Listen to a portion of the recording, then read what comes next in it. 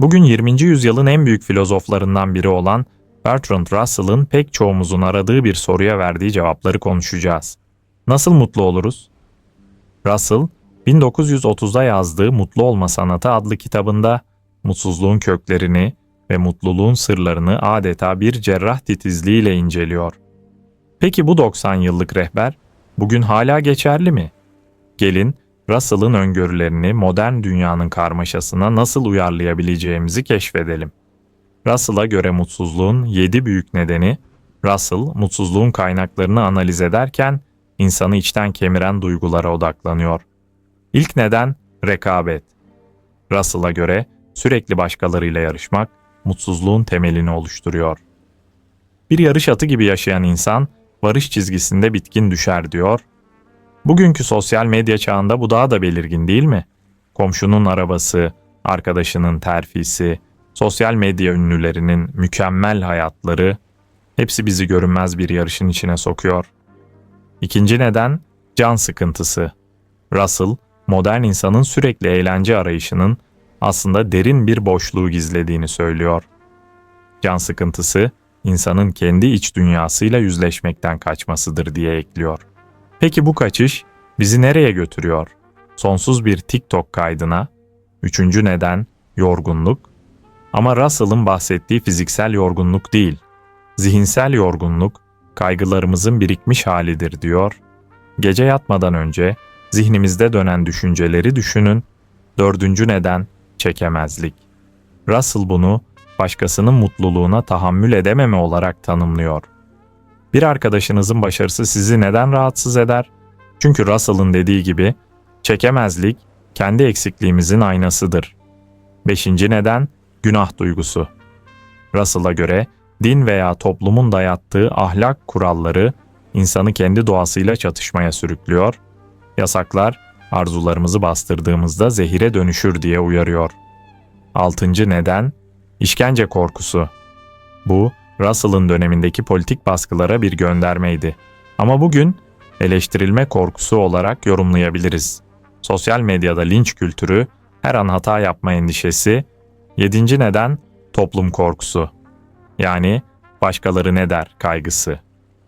Russell, toplumun onayını arayan insan kendi benliğini kaybeder diyor. Peki siz kaç kez istesem de bunu yapamam, insanlar yargılar dediniz. Mutluluğun kapılarını açan altı anahtar. Peki Russell'a göre mutluluğa giden yol nereden geçiyor? İşte 6 temel prensip. Birinci anahtar, keyif. Russell, mutluluk küçük keyiflerin toplamıdır der. Bir fincan kahvenin kokusu, güneşin doğuşunu izlemek, sevdiğiniz bir şarkıyı mırıldanmak. Modern dünyada bu küçük şeyleri nasıl unuttuğumuzu düşünün. İkinci anahtar, sevgi. Ama burada bahsettiği romantik aşk değil. Sevgi, başkasının varlığından saf bir haz duymaktır diyor. Bir arkadaşınızla sohbet ederken zamanın nasıl geçtiğini anlamamak veya bir kediyi okşarken hissettiğiniz huzur. Üçüncü anahtar, aile. Russell, aileyi koşulsuz destek olarak görür. Ama uyarıyor, aile bir dayatma değil, gönüllü bir bağ olmalı. Yani zoraki akşam yemekleri değil, içten paylaşımlar. Dördüncü anahtar, iş. Russell için iş, sadece para kazanma aracı değil, anlamlı bir iş, insanı varoluşsal kaygılardan kurtarır diyor. Peki sizin işiniz size ne ifade ediyor? Beşinci anahtar, hobiler. Russell'ın hobiler konusundaki tavsiyesi net, hayatınıza tutku katacak bir uğraş bulun. Resim yapmak, bahçe işleri, yazı yazmak. Önemli olan zamanı unutturan bir aktivite. Altıncı anahtar, çaba ve kabullenme. Bu, Russell'ın en önemli derslerinden biri. Değiştirebilecekleriniz için çaba gösterin, değiştiremeyeceklerinizle barışın diyor. Yani trafik sıkışıklığına öfkelenmek yerine o an güzel bir müzik dinleyebilirsiniz. Peki Russell bugün yaşasaydı bize ne derdi? Belki şunu, teknoloji mutluluğunuzun hizmetçisi olsun, efendisi değil. Sosyal medyadaki mükemmel hayatların bir illüzyon olduğunu, gerçek mutluluğun ekran dışında olduğunu hatırlatırdı. Bir de şu uyarıyı yapardı. Mutluluk pasif bir şekilde gelmez. Onu aktif olarak inşa etmelisiniz. Yani Netflix'te dizi izleyerek değil, sevdiğiniz insanlarla vakit geçirerek. Russell'ın bir diğer öngörüsü ise şu: modern dünya insanı yalnızlaştırıyor. Ama çözüm basit, yüz yüze bağlantılar. Bir arkadaşınızı arayın, komşunuzla kahve için, sokak hayvanlarına mama verin. Son olarak Russell'ın şu sözüyle düşünelim. Mutlu insan dünyaya açık bir pencere gibidir.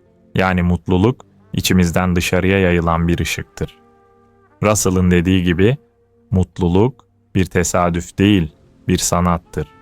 Bu sanatı icra etmek için bugün bir adım atın. Belki rekabetten vazgeçip kendi ritminizde yürüyün, belki bir hobi edinin ya da sadece derin bir nefes alıp bu anın tadını çıkar deyin. Bu videoyu izledikten sonra yorumlara gelin ve şunu yazın. Bugün mutluluk için ne yaptım? Birbirinize ilham olun. Ve tabii kanala abone olup bildirimleri açmayı unutmayın. Bir sonraki videoda görüşmek üzere. Unutmayın, mutluluk çaba göstermeye değer,